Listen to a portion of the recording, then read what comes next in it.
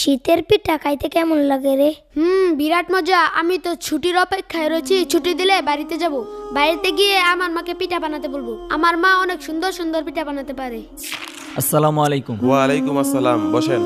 আচ্ছা হুজুর, বাচ্চাদের তো পরীক্ষা শেষ হয়েছে, শীতের জন্য তো ছুটি দেওয়া দরকার। আচ্ছা, কতদিনের ছুটি দেওয়া যায় বলেন তো? 10 দিনের ছুটি দিলেই তো ভালো হয়। 10 দিনের? আচ্ছা ঠিক আছে, তাহলে বাচ্চাদেরকে বলে দেন যে ওদের 10 দিনের ছুটি হয়ে গেছে, ওরা ব্যাগটা গুছিয়ে রেডি হয়ে যাক।